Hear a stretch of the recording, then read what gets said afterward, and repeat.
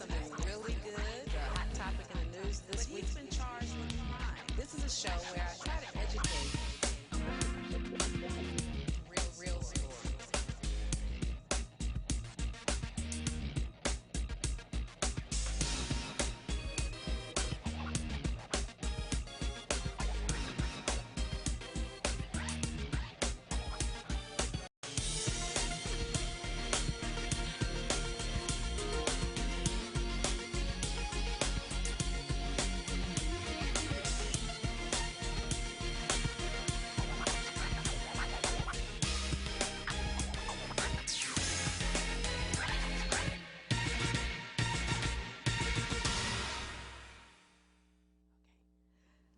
Welcome to Truth and Justice with Vivian King.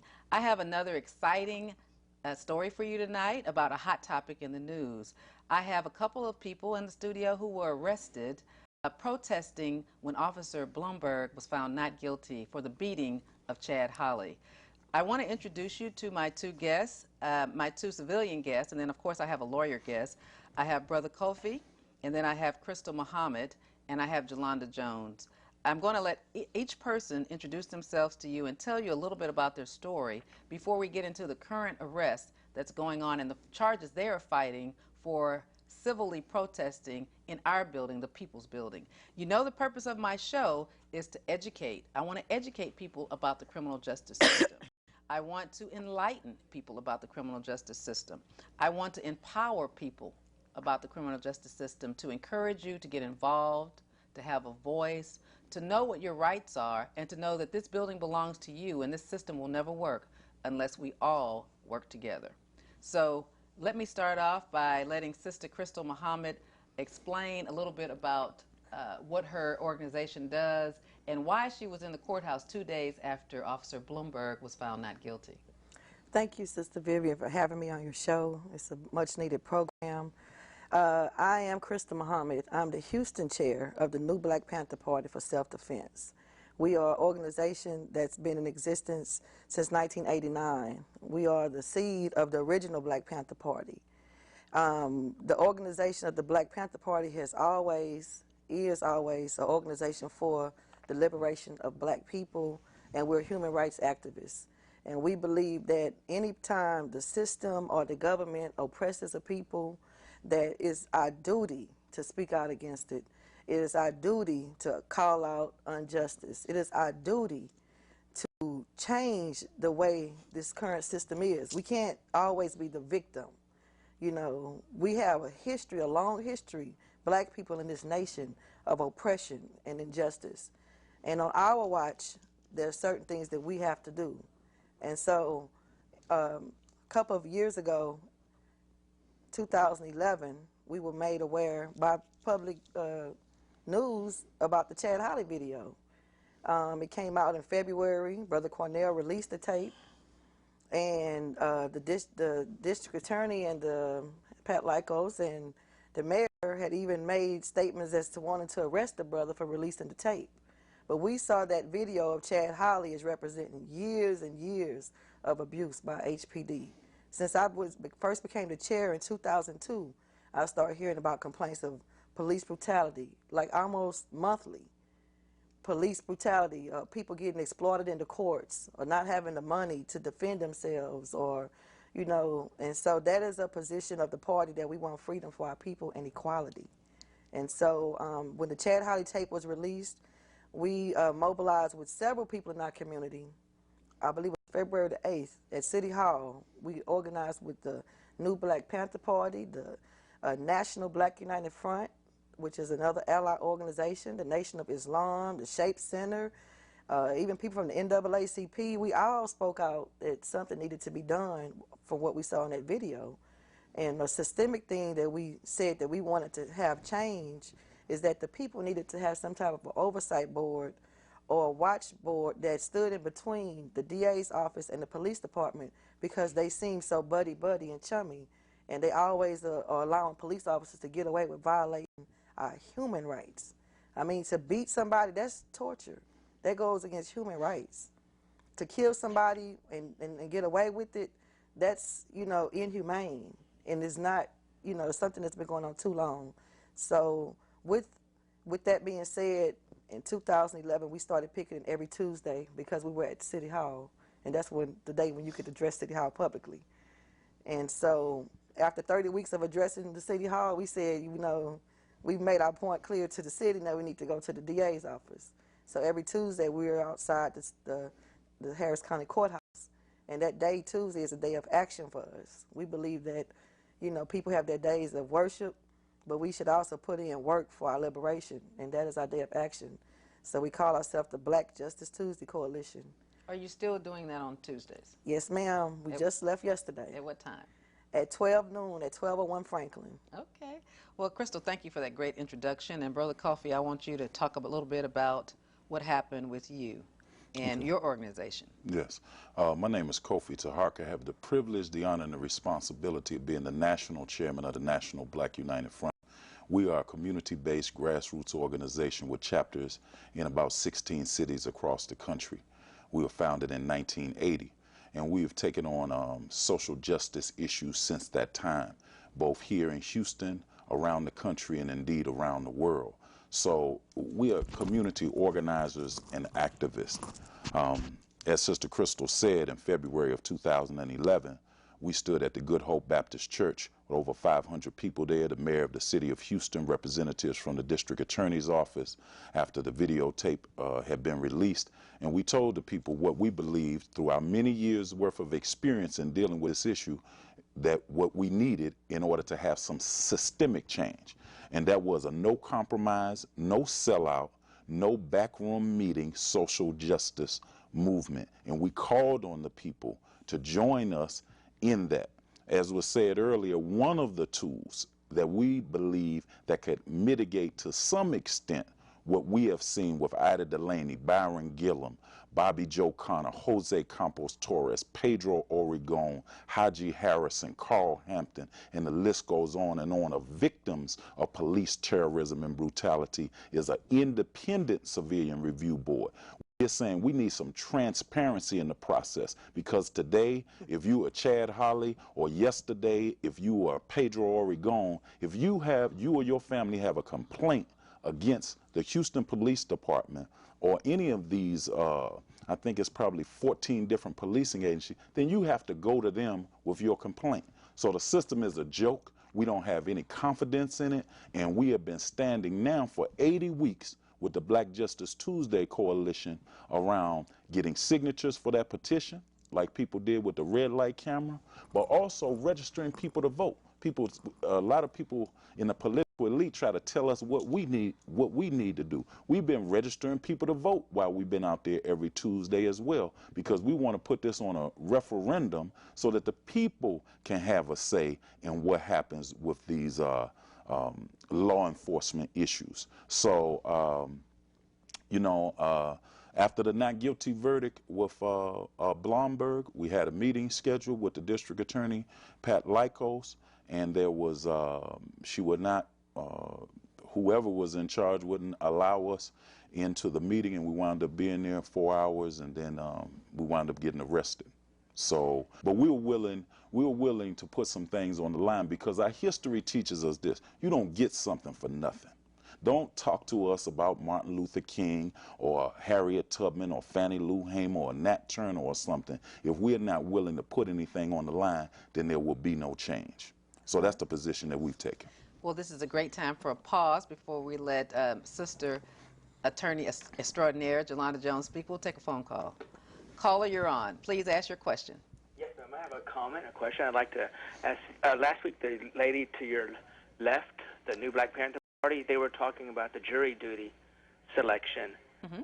And if she talked about how she had the attitude that she doesn't attend jury duties when you're chosen to be, when you get the piece of paper in the mail to go choose. If everyone has that same attitude that she does, then how do you expect to make a difference? I don't understand how she could lay her head down at night and know that because she chose to not be a part of the situation, some young man is going to go to prison, spend the rest of his life. If you don't try it or give it a chance, if it was all black people that showed up for jury duty, then it would be the other way. I've had jury duty many times, and people that picked for the jury pool, but there's it's mostly predominantly white or Latino people, and if you don't show up, then you can't complain. And Let me ask you a question. Are you black or white or Hispanic? I'm white. That doesn't really matter if you don't. No, I don't know. I agree. No, I agree with you. I want to comment on that. I'm not going to address what she said on her show, but what I want to do in my show is to empower people and enlighten people. And what you said is something that I preach about all over Houston, is that we should all participate in the criminal justice system. Because if you don't participate, then you can't. And I don't see how you can lay your head down at night. Right. I understand what you're saying, and what I'm trying to do is encourage. One person might say that, but guess what? My show might encourage 100 people to start going to jury duty. So yeah. I do understand, and I appreciate. It's hard. It's a waste of time, and it takes time out. But yeah, but it is our community, and we should all participate in our community. Thank you, otherwise, it won't work properly. We should all communicate. That's what that 12 jurors are supposed to do back in that back room, is to everybody from their own personal experiences, Hispanic people, black people, Asian people, white people, listening to the same set of facts, interpreting it, and finding out if they believe what happened beyond a reasonable doubt, and whether or not it comports to the law, or a defense in the law. So what you said is exactly what I wanted to hear, and I appreciate your call and you watching the show. It seems like you're not supporting your people if you don't want to help them. That's just my opinion, and I'm just glad you have the show and keep doing what you're doing. Thank you. Thank you for watching, and next week we're going to be talking about parole issues, so keep watching. Thank you. Yes, ma'am. Thank you, ma'am. All right, now we're going to let Jolanda Jones talk about her involvement with the arrest of her two clients who are sitting in here today. I actually want to go back to what the gentleman said just really quickly. Sure. I mean, I've heard Krystal. I didn't watch her show last week. I actually was on vacation, and I just got back in town. But apart from that, I've never heard Sister Muhammad ever say to discourage people from participating. So that would be a shock to me, because I've always heard her. I don't want to dominate. I don't want the topic to be his. No, I know that. No, I get that. Yeah. But you know, I'm the kind of person, if you know me, I'm gonna speak truth to justice, right? Certainly. So, but in any case, I'm not validating that comment. I want to thank you for having me on your show.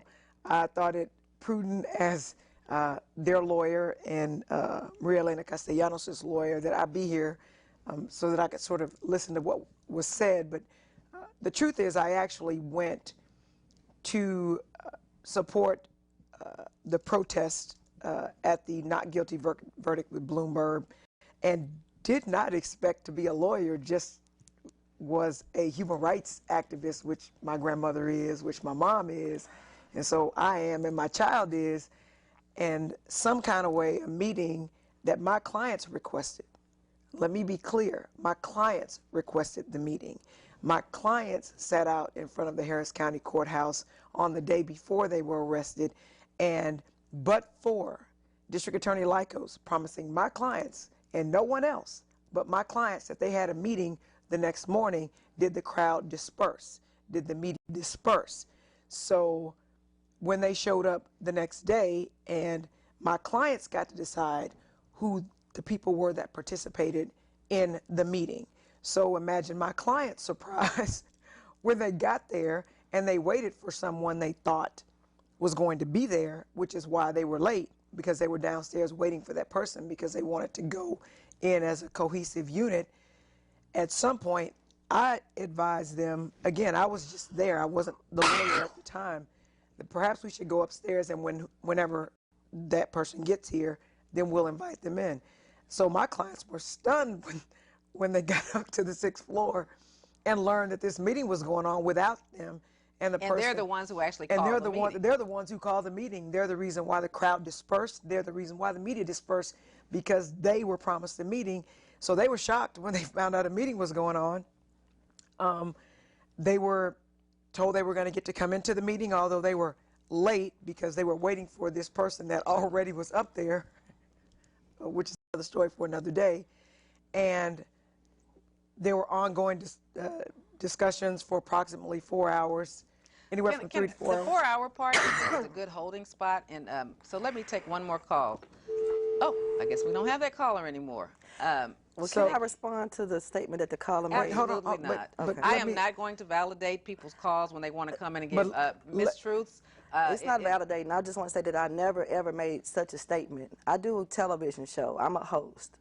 I was actually a guest on the Green Party show when we talked about that. That was 3 weeks ago. My show last week had nothing to do with jury selection. I was directly misquoted.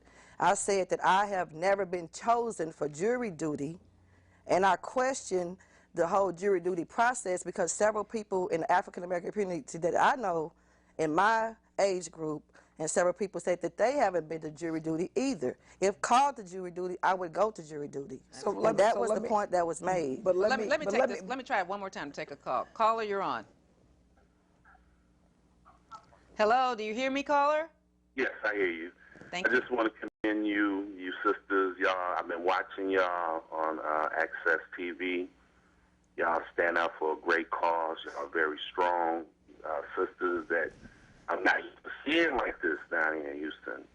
And Sister Jolanda, I mean, I was surprised not to see you on city council. I mean, they must be, I was like, well, maybe that's why. Now, you didn't get out there and campaign hard enough for her then. And let's call it Jolanda. But yes, that's one of the problems we have in Houston. Where are you from, caller?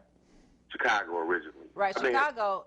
Yeah, Chicago is one of my favorite cities, and I always admired you guys when you rallied together as a community and got Harold Washington as mayor. I was an adult then, and I was out of college, and I actually was able to go on a trip where a radio station had given away a lot of free trips, and even I don't care if you were a postal worker, a janitor, or owned a business, people understood politics in Chicago. I've always been impressed with that. That was like 1983. Where in Houston, I can talk to educated people, black people, and they don't understand the political process. They don't understand that judicial races are party races. They're not person races. They don't understand. So that means that if Obama wins in Texas, then or in Harris County, then everybody on the ticket with him usually wins because it's set up to be a party system.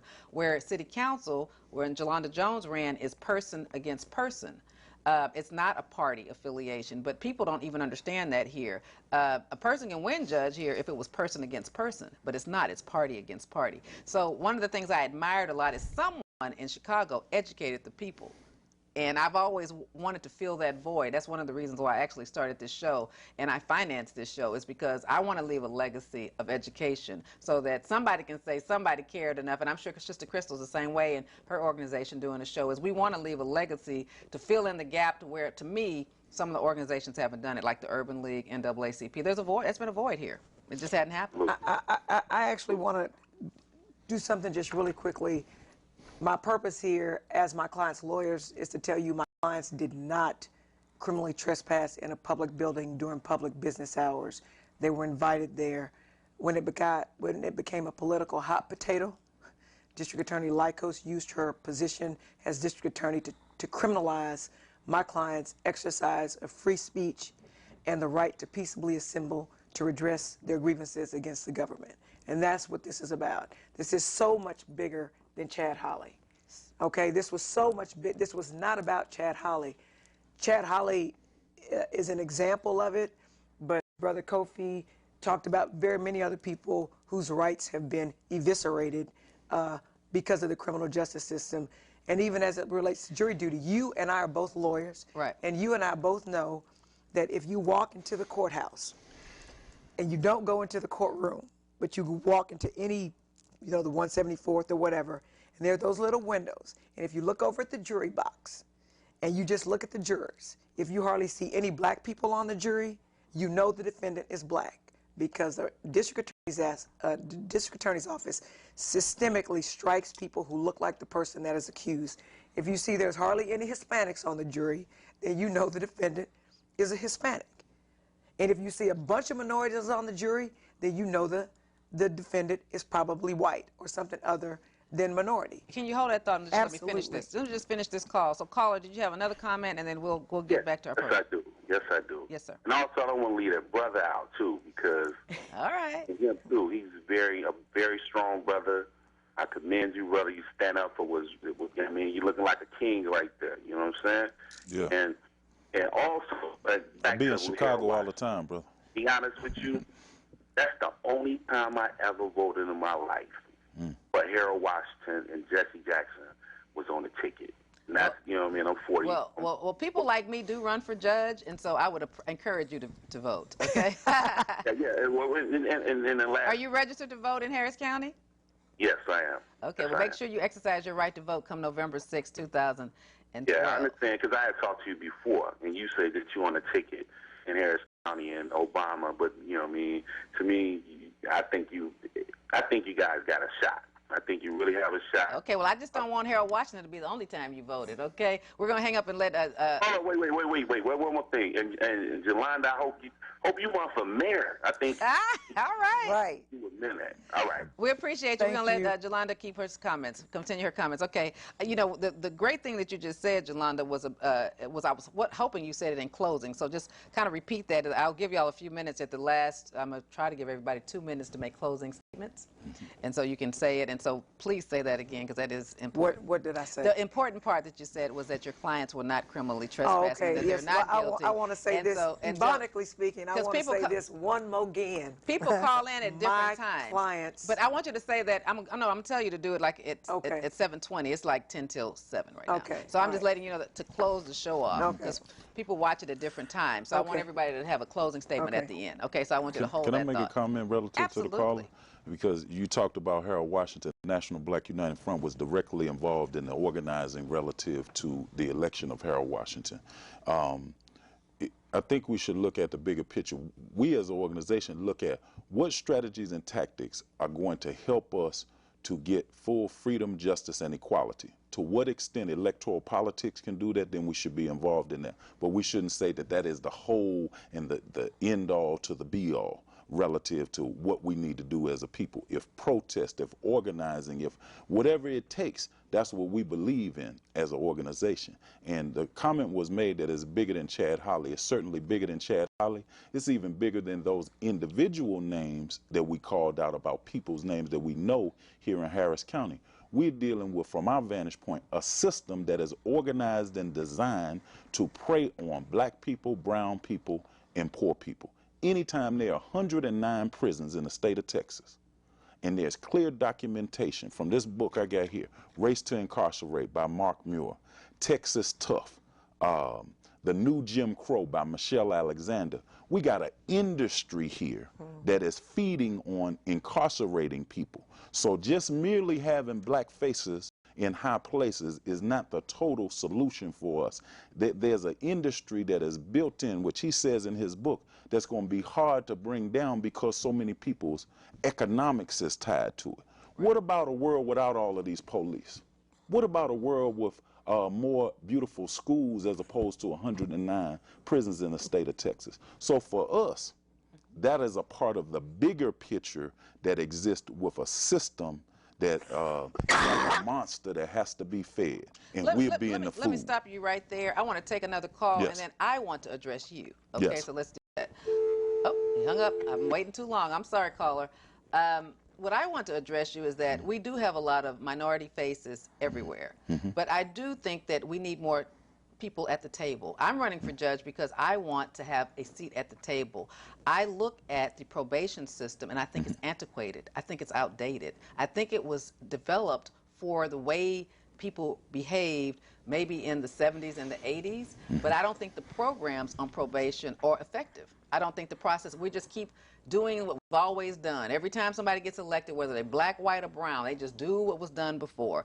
And I'm here to tell you I'm not going to do that. When you go to that courthouse, if I ever win, if you go to that courthouse, you see a cattle call of hundreds of people all trying to get up there at 9 o'clock. Everybody's rushing to wait, and then they sit there and nothing happens. I wouldn't do that. That's not efficient to me. I would only have people come when something's going to happen. You know, I would have a scheduling order. You get to court the first time, you get a day for pretrial conference and a trial date. And you don't need to come. The lawyer can come talk to the DA. But because that's just a waste of time, people coming up there to get their bonds revoked. That's an antiquated system. Another thing that's an antiquated system is, you know, you have to get a job, you have to get a GED. Well, half the people in the criminal justice system have low IQs. Half of them have mental issues. So they are not, everybody's not the same person. So you need to fit, it's not a one-size-fits-all probation restitution system. And we need more minority men and women involved in exercising and executing the probation programs. You know, a lot of people are poor from the bottom or disadvantaged areas, but the people who are supervising them on probation and telling them the programs to do are highly educated. We need a stopgap. We need more people who, you know, say like people who are involved in the criminal justice system, you know, people who are involved who say don't even have a high school degree but have been incarcerated before. I think that person who has made it after incarceration is a better person to teach some of our kids not to get incarcerated, and they should be a part of those probation programs. You know, so I think the programs, one of the things I want to do is change some of those programs or create my own programs that people have to follow that I think could help people get jobs. Because I think that jobs has always been the answer to our incarceration. I think we could save half the kids who get on felony probation if there was an alternative to incarceration. We also, Vivian, need to stop criminalizing addiction. Rich people that have addictions get treatment. Poor people that have addictions get felonies. They get felonies. Because I would say, and I know Jolanda and I have had this discussion, I would say that at least 75% of people in prison, as many people are in our prisons, for drugs came from a traffic stop. So just think, but for a traffic stop, that person would have gone on about their business. But I would say at least 75%, you know, they're just driving around. And that's why at one point they wanted to say the race of the person you're searching. You could have a white kid and a black kid, both get stopped, but the white kid's car is not illegally searched, but the black kid's car is searched. And all the kids, black and white, have marijuana in their car. It's not just black kids, but the white kids aren't searched. You see what I'm saying? Their cars aren't searched. So the problem is there's a lesson to the society. Our kids shouldn't have drugs in their car because they're going to jail. But on the flip side, we need people that are going to enforce it and make sure that tell these rookie cops, if you're going to stop and search the black kids, you need to stop and search the white kids. I mean, that's what I just want it to be equal. And that's my point, because in black neighborhoods, you see probable cause as walking in the street when a sidewalk is provided, when really there's not a sidewalk provided. And you see people walking the streets in white neighborhoods, and that's not probable cause. Right. You know, you see probable cause for black and brown people as illegal lane change or not signaling, and you never see that in white neighborhoods. So I have real problems with that. And I would love to see, if you're a judge, allow people to get PR bonds. I would love to see that. Oh, that's one of the things I advocated for. Let me take this call. Caller, you're on. Hello, how you doing, Miss King? Hey, how are you? #1 fan again. You're my #1 fan. You call me every Wednesday. I look forward to talking to you. I just want to say hello to Miss Krystal Muhammad and Mr. Taharka and Jolanda Jones. But I have a legal question. I hear people all the time, they say if the police pull you over and they ask to search your car, it's like they say you can turn it, you can sell them, no, you can't search it. But it's saying to me like they'll search it anyway if they want to, because I ride around, I see people pulled over all the time, and I just see police just run you through their cars. So let the police search my car if he does search it anyway, or what kind of... Well, I'm not going to give you any legal advice, but let me give you a hypothetical situation and tell you what your rights are. You have a right to refuse. You have a right to write that down. You have a right to ask for a supervisor to come to the scene if it's the Houston Police Department. I would never allow a police officer to search my car, but then by the same token, I would never have anything illegal in my car. Because I understand that. And let me add something. Let me add something that I try to stress with my minority clients. Many young people walk around with warrants, city warrants, traffic warrants. If you have a warrant, you are a fugitive. It's better to go to this weekend and sit it out in jail and be free. Because if you have a warrant and you get stopped, that is instantly probable cause to arrest you and search your car and everything. So a lot of young people have warrants. You have no constitutional rights if you have a warrant, even if it's for a search warrant. So you could have, even if it's for a traffic warrant. So it could be you could be on America's Most Wanted and have a warrant, or you could have a speeding ticket warrant. You are a fugitive from justice. So if you know you're doing wrong, you need to sit that traffic ticket out this weekend so so you can have your rights to be left alone. I will also make one other thing. I told you already, hypothetically speaking, nobody should say, yes, you can search your car, and yes, you could ask for a supervisor, and yes, you should try to secretly be tape recording that conversation on your phone. You don't have to. I love you. Bye-bye. I would, everyone in the car, I would turn on recording devices. Yep. You can do that. It is not against the law to do that. And if you happen to be on the phone talking to somebody, talk them through what's going on. The police officer is stopping me. I'm at such and such. You talk them through. And you don't have to tell the police officers you're taping them. Everyone every phone, every kid I know has a phone that has a capability to record. If I were anyone sitting out there in TV land, I would, as soon as your show is over, because I want for them to watch your show because you are educating them, I would stop and I would figure out how to record people on my phone and video people on my phone right here, right now, so that when you get stopped, whenever, you are prepared to do so. And everyone in the car should record. I'm going to take one more call, but I want to add this. Also, if you can't record or something's getting out of hand, call 911. You can call 911 even if it's a hang-up, because you know a 911 will call back, and a good lawyer will subpoena 911 records. And that is your support that you were trying to say something was going wrong with that stop. Let me take this call. Caller, you're on. Okay, caller, you're not on. Sorry I took too long. Call me back. Ms. King, before that caller called in, there was a comment about the PR process. Now, there's a study that's been done recently that shows in Harris County. Now, first of all, blacks and browns, we're not the minority in Houston. We're the majority. And in Harris County, when we're at that courthouse every Tuesday, 90% of the people there are black and brown that are defendants. When you go into the courtroom, 99% of the DAs that are trying to convict them are white. 99% of the judges, or 90% perhaps, are white. So there's a clear pattern of continuation of slavery, and that's one of the reasons why we're so adamant about justice and freedom, because the 13th Amendment says you cannot be made a slave unless you commit a crime. So the criminal and justice system that we say is the continuation of slavery. And not only are you being incarcerated or made a slave because of your race, it's because you're poor. Because let's talk about the PR bond but the PR, I'm tying into that because you're poor. Poor people can't afford these larger bonds. And on top of that, you have to pay a bond and pay thousands of dollars to a lawyer. Working class people, and the majority of the people, working class people, cannot afford that. So they're targeted.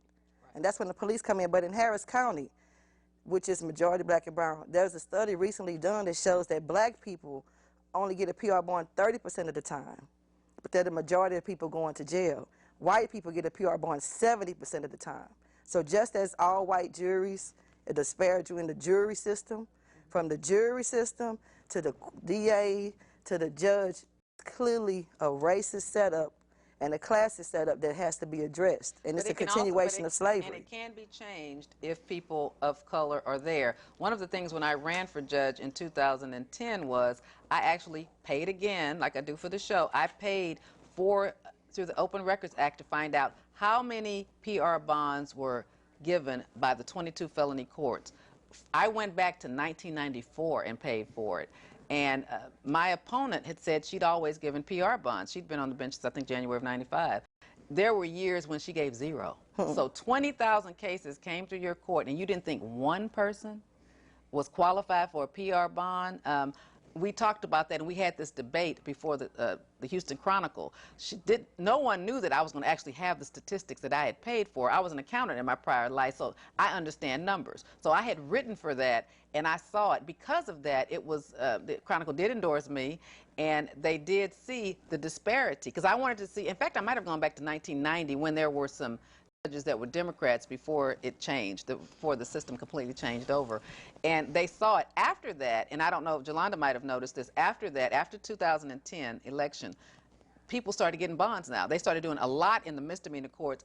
I can tell you that I started that movement by myself because I bought the statistics. And people are getting them now where they were getting them never before. Even the court I was running for, she started giving PR bonds. So I think if you look at misdemeanors now, they weren't giving them at all in the 15 misdemeanor courts. But starting in January of 2011, because the Chronicle took that on as an issue, because I gave them the statistics, and they talked about it. And so I've noticed now, since January of 11, people are getting PR bonds now. I've gotten 3 in like the last, year or so, like less than that. But what I'm saying, it wasn't happening at all. So no, what you're you're right. saying is true, but I wanted to let you know that was part of my platform. I talked to the Chronicle about it and got citywide exposure, and that system has changed since 2010. People are getting them now. I think it would be more, there should be more, because people were getting them not at all. I mean, in fact, our whole pretrial services department, which was created as a response to get people out on personal recognizance bonds was being used completely as a punishment system, like probation. Except for now, they're are granting more PR bonds, although not as many as they should, but they're getting it back on the back end in that they're charging more fees to people when they're out on bond. Right. So that's problematic as well, because you end up bonding out and you end up getting put back in jail because you can't afford all these fees that didn't used to be there. So, Right. But some of the fees are a little bit smaller, because like they make you pay $10 or $25 for a urinalysis over a couple of months, but that's still cheaper than a $250 bond, because most time you have to pay at least a minimum of $250 to get out on bond. But what I'm saying is that, so when I hear a lot of minorities say, well, if we had more black judges, you're just going to act like the other judges. No. I mean, I started that movement just running for judge. So there are people, but you have to know who the people are. There are people who actually care and want to do something about it and actually go out and preach to kids not to get in this system, because this system is nowhere to be. I'd like to say something. When Sister Krystal talked about human rights, I'm actually very proud to represent my clients, and I just want to tell you why. Years ago, when I first ran for office in 2003, I believe it was, there was a lady named Beulah Shepard. She's no longer with us. We were at the Multi-Service Center, and Beulah asked people if they were African Americans or if they were Negroes, and I could tell there was something about Beulah that I just didn't want to raise my hand to be an African. No, because you can tell when you listen to older people. I knew there was a lesson to be learned. So everyone but me raised their hand and said they were African Americans. What Ms. Shepard says, and this reminds me of my clients and people like you, and people like me and my mother and my grandmother. Ms. Shepard said, I call myself a Negro. She said, because we Negroes, she said, I paid a poll tax to vote, to have the right to vote. And I've never missed an election, and I had to pay to vote. She said that we Negroes marched. We Negroes got hosed by the police. We Negroes had dogs sicked on us. We Negroes were willing to die, be assassinated to fight for human rights. And you African Americans, you guys have assimilated and you're comfortable. And we Negroes had more businesses. We had more banks, you know, and we had more kids go to college than we had in prison. And since that day in 2003, I refer to myself as a Negro. People look at me sideways because they're trying to figure out how some 46-year-old woman calls herself that. But in very many ways, I don't take it as a put down, but I would refer to you as Negroes because you're willing to lose something in order to make a human rights point. Most people are unwilling to be arrested to make it right for everyone, to fight for everyone's human rights, because you didn't get beat by the police on that day. Right? Not that day. Y'all, I want to take a call, please. Thank you for your comment, though, Attorney Jolanda Jones. That's an excellent comment, as always. Caller, you're on, and I care about your views. Hey, how you doing? I'm wonderful, thank you. This is Nice. It's Mr. Nice. I care about your views, Mr. Nice. What do you say? Hey, how you doing? I'm just tuning in, checking out the show, and feel good to have such strong, positive, powerful people on the panel. I'm just sitting back getting educated, you know. Y'all guys are really educating me, and I really appreciate that. Y'all do a wonderful job. Is there anything that you want to ask about or comment about?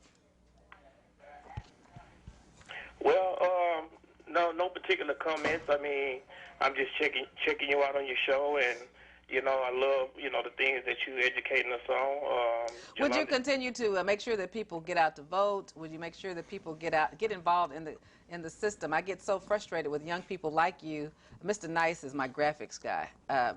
Young people like you who, you know, go to jury duty. Say you can be fair and impartial. We're a fair and impartial people. Participate in the process. You know, if you think someone's guilty, then you're supposed to find them guilty. But you're supposed to make sure that the punishment fits the crime. Mm-hmm. If you feel that they're not guilty, you're supposed to find them not guilty. We're not advocating for anybody to, you know, treat the system disrespectfully. But we all want to participate in the system that our forefathers fought for us to be included in. So please participate. Give up your time. One of the things that frustrate me about minorities in the community is I get I probably get 75% of the calls I get is, I saw your article or I saw you on TV. Will you do this for me for free while I'm at work paying rent, working hard, and they're sitting at home watching TV, something I never get to do. So, you know, it frustrates me that I'm always giving and then people are always asking. So sometimes I'm frustrated with us for being takers and not givers. So please give to your community. Okay, Mr. Nice, and thank you for making your sacrifice to tune in to get educated. And please call us every Wednesday night, sweetheart. Absolutely. I love you. You too. Bye-bye. That's so sweet. Okay. So anyway, Ms. Jones, let's see. We still have about 20 minutes. Let's see if we have another phone call. Nope, we don't. Okay. Can we make a point? Yeah, Brother Koffi, go ahead. Yeah, I just want to make a point because we were talking a lot about, we haven't used the term political education. We say, well, people are not involved within the system. Well, what is it? What is the job of those institutions and those elected officials who have funds, or there is money and there are resources that are set aside for political and voter education, so that people understand, okay, this is what a school board person does, this is what a city council person does, this is what a congressperson does. And then there's also the point of organization in our community. See, it's all a question of organization, because people respond to organized people, organized money, organized votes, organized resources. And we've got a lot of different streams of thought within our community, and then we have a lot of political opportunists, people who've been in the system for a long time, who really benefit from our apathy, for our lack of having an agenda, for our lack of holding people accountable who get into office. You made a statement earlier, Attorney King, about if black judges get in, they will not necessarily do the same thing that other judges have done. That's up for debate, because there's a historical record there with other elected officials. We've had black mayors. You talked about Harold Washington. We've had black police chiefs, 4 black police chiefs in the city of Houston.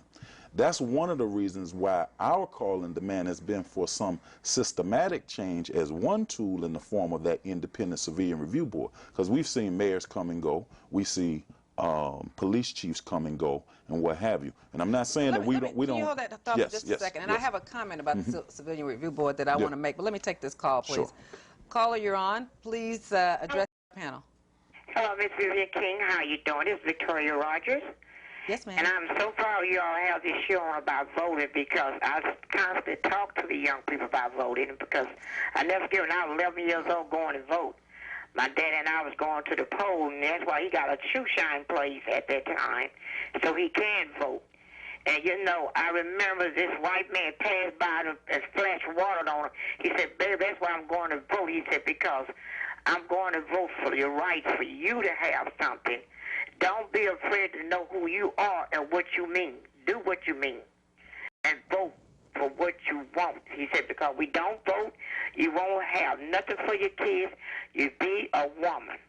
I'm doing this for you to learn your civil rights. And it's a shame we got to pay poll tax to vote. And that's why I said when I heard Miss Jolanda Jones said about Negro. I'm proud to be a Negro like you, Miss. Thank Jolanda, you. I miss you on. I look at you on 17. I've been praying for you, but God got something feel good for you, baby. She's not over. It's not over for. She needs some rest. Let us let her have a little rest. May I say something? It's really interesting. When the lady talked about her dad told her she needed to vote because he was voting so that she would have rights. From the moment my son was old enough to vote, I made sure he registered. And when he didn't understand the importance of voting, I drug him. He didn't have a choice. You go into the polls with me. We just voted together. We vote together. We vote as a family. And I think that's important. And that's something that I have started in my family, where you drag the kids whether they want to or not, because my mother told me that it is, as an adult, you have to teach your kids what's right. Right? They don't have choices. They do what the parents say. That's correct. And that's what I told my son. The reason why we have such a problem for our children to vote now and do things is because we got so many schools talking about athlete. You know, this is about the money. We need to make our children to make money for yourself. You got to have your right to make your money for yourself. And now listen, one thing my daddy taught me, remember here, a white man wants you to see what he wants you to see, but he don't want you to know what you need to know. Thank you so much for calling in. We're going to try to wrap this up. We have about 15 minutes. Thank you so much for your call. I appreciate it. Let me tell you one thing about the Civilian Review Board. I admire you two for working so hard at that. You know, every time you've called me and I could come to a meeting or rally, I've come and I will come to anybody in the community, and particularly you guys. But one of the things that concerns me is that even if you have the Civilian Review Board, and maybe I'm playing devil's advocate a little bit, you still get the same result. You get someone charged, like Bloomberg was charged. You know, if you had a review board that decided to indict someone, he would be indicted, right? Just like Bloomberg was indicted. But you still got to have the right people coming to jury duty to make the right decisions. He could have been charged with more, but he obviously wouldn't have been found guilty of more because he wasn't found guilty of less, which is, you know, the misdemeanor. So that's why it takes everything. I mean, the district attorney's office did their part. They got him indicted, you know, and what difference? They under-indicted him. Well, wait a minute, hold on just a moment. But I want to make sure this is clear. We can say under-indicted, but he still, it was the jury that found him not guilty of the lesser charge anyway. So even if he would have had the higher charge, his lawyer would have made more money because it would have been a more serious. Well, the DA's office could have Batson challenge. Right. No, I agree, and that was one of the things that I said. But they say that, you know, I understand that. They didn't want to upset. They didn't want to upset. In response to your question about what difference it would make. Don't make the comment. I don't want to question yet. What I want to say is the point I want to make in my quest to educate is that we need the people to come to jury duty and be fair and impartial so that you can see the facts differently. You can have everybody indicted that does something wrong, but you got to have people participate in every part of the process. You got to have jurors that are there to seek justice and to make sure that Bloomberg is treated just like anybody else is that you know, that does the same thing. Well, that's the problem, and this is why people don't vote. I got to tell you this. On jury selection. We're going to get to the end. Hold on just a moment. We have about 10 minutes, and I'm going to let everybody finish it, but let me let Jolanda address this, please. Have you ever done a show on jury selection and what gets you on juries or not, or what gets you stricken? Because if you have not, I would respectfully submit that you do that so that people can understand how that works. But people are being scapegoated for the system. Let's just stop doing that, because we keep talking about the people not voting, not going to jury duty. That's basic things. And Krystal, that's your opinion, but the people are being. But that's not the Bloomberg was the exception to the rule. Let me say this. There's been 2,400 complaints of police brutality.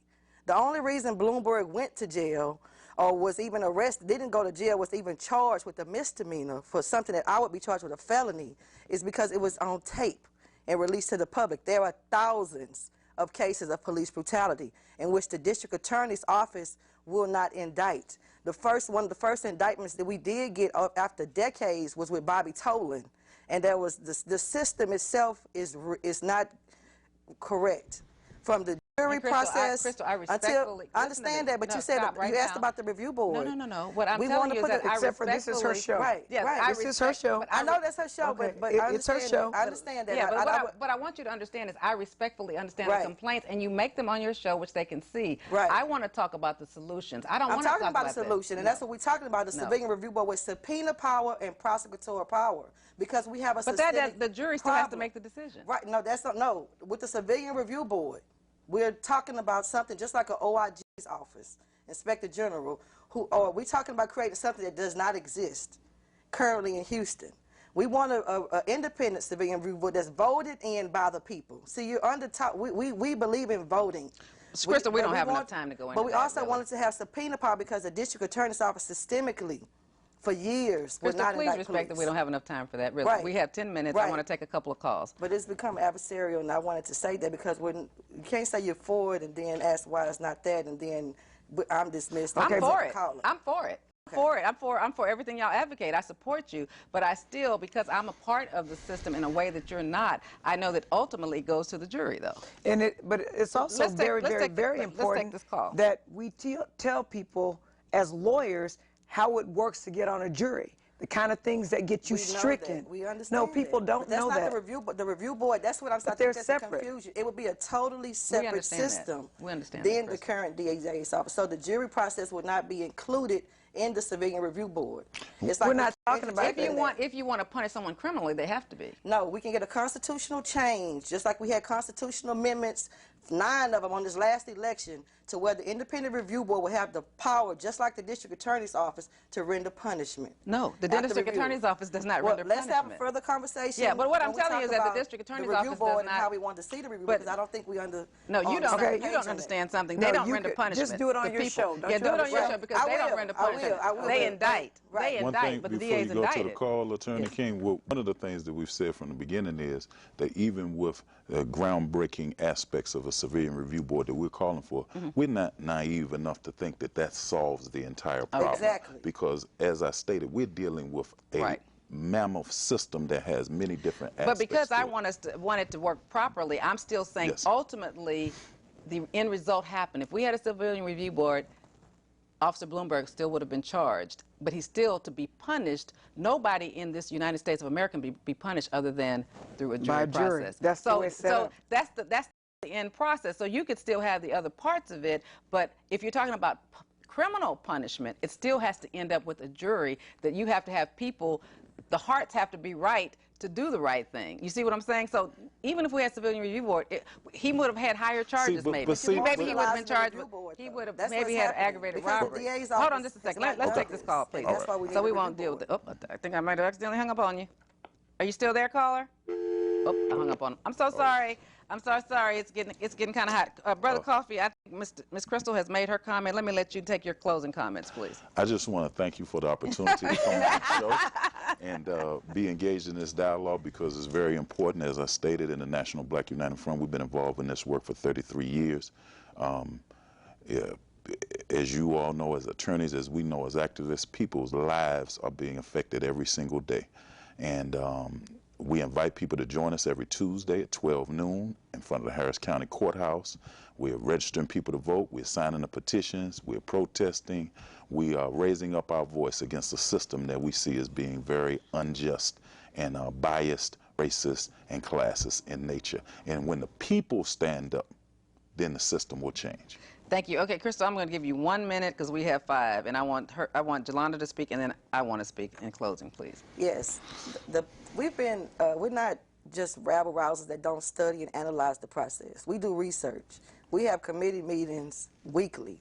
We're full-time organizers. So we looked at different levels of how to address this system. To us, voting is basic. That's just like telling somebody to get an education. We should be doing that. It's just like telling somebody to raise your family. We know to do that. So I don't want us to be mispainted we don't understand that as being elementary. What we're saying is that we need to have some systemic change to a system that has been oppressing our people for years. We now have 2 million people in prison over when I was born. So there's something wrong. If it could just be solved by a jury or the legal system, there's something wrong. It's going to take political mobilization. And when I was born in '72, you only had over 280,000 people in prison. Now you got 2,280,000 people in prison. So to just say it's just about the jury, no, it's not. That is one thing, but systemically, it is corrupt from the rooter to the tutor. I'm not an attorney.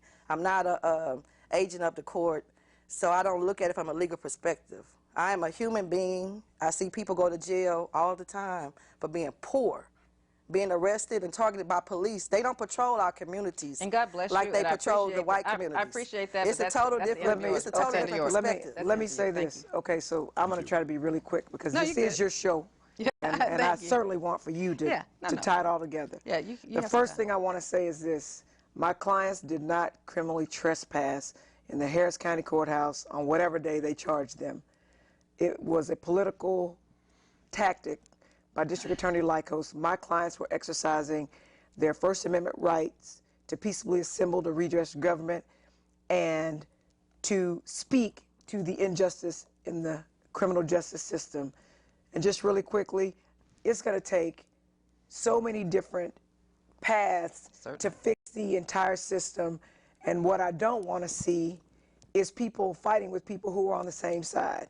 I absolutely support a civilian review board with subpoena power. When I was on city council, I did so, which is why the police came at me. All right, I was the only city council member that supported it. And there are no city council members to this day, or the mayor, who support it. Right. So please don't quibble with that. But it is absolutely important, because you're not a lawyer, to know how that system works.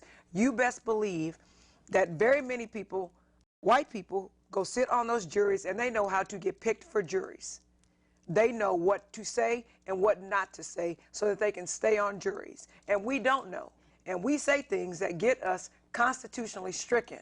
When if we just sat back and listened to people like Vivian tell how the system works so that we are empowered, so that we can put ourselves in the best position to be on the jury. Because at the end of the day, a civilian review board cannot send people to prison. Okay, it cannot, because that's statutorily authorized. So if you want to switch it to where a civilian review board can send people to prison, you're going to have to change the Constitution, and then you're going to have to change the legislature. Okay, and that would be the United States Constitution. And it wouldn't be Texas. It wouldn't be the Texas. So that's a gargantuan task. But right. we have to take off. Hold on, Krystal. Like slavery. They said we couldn't end slavery, and we did. If I respectfully, you are my client. You are. But I don't want to push people away who will be on our side. Okay, there are different ways to attack this system, right? So I think that I would respectfully request that you have a show, if you have not, telling about jury selection, because you and I both know it's not selection. It's a process of elimination. Right. Well, let me try to finalize since we have 2 minutes. I appreciate having the guest in with passionate attitudes about the system. One of the things I will continue to do is try to empower us. We have had a show about grand jury. We've had a grand juror on. We've talked about the educational process of how it starts from the beginning all the way to the end. We do need to have another conversation about that with more speakers, more different lawyers talking about the process so that we can educate and that people hear us. I want to come to you and give you a voice. I want you to call me because I want you to be engaged. I could have had a show like Reasonable Doubt, which I love, which I'm a part of the organization that does that, but that's just lawyers talking. I wanted to hear your points of view, even though they're different points of view. I wanted to be able to give you a voice. I wanted us to debate some of these issues so that we can know that how does it end up? Because I've always heard a lot of rhetoric. I hear a lot of talk, but I didn't understand until I became a lawyer. I've always been an advocate or activist type person. Growing up in San Antonio, born in '58, having a mother born in 1922, a father born in 1919, where they truly were on the back of the bus, where they were truly discriminated against, and they brought those experiences to life. But I never understood the whole process until I became a lawyer. And I saw that no matter what you fight for, I understood that the civil rights movement was not just people protesting in the streets, but it was Thurgood Marshall trying the cases in the courtroom with the protests changing the hearts of the white jurors who were making the decisions to change some of the rules and the amendments. It was everybody participating, but it certainly ended up in the courtroom, and it ended up with people changing their hearts and their minds. And we can all do that, white or black. It doesn't take black jurors to do the right thing. It could be white jurors that do the right thing, but it takes us all to work together so that we can have a better community, a better voice for the community. I have 30 seconds to wrap this up, so I want my loyal followers to know that next week we're going to have 2 lawyers that specialize in parole. They're coming down from Huntsville. They're bringing a client down that was aggrieved in a situation that I think you'll find interesting. So everybody that has a parole issue, they won't answer specific questions, but we will share experiences so that you understand more about the parole system, because that's a very secretive system also. So thank you for tuning in, watching Truth and Justice with Vivian King. Thank you, Krystal, for giving us your passion and your views. Thank you, Koffi, for giving us your passion and your views. And thank you, Jolanda Jones, for giving us your passion and your views. And we'll see you next week on Truth and Justice with Vivian King.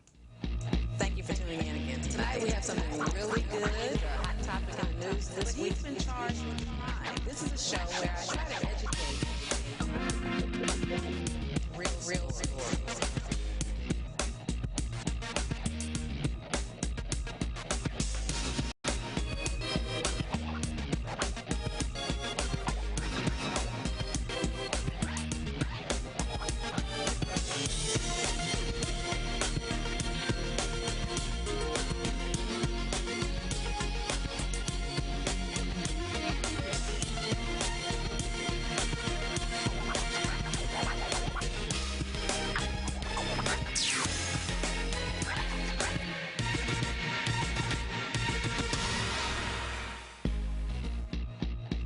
tuning in again tonight. We have something really good, a hot topic in the news this week. He's been charged with a crime. This is a show where I try to educate real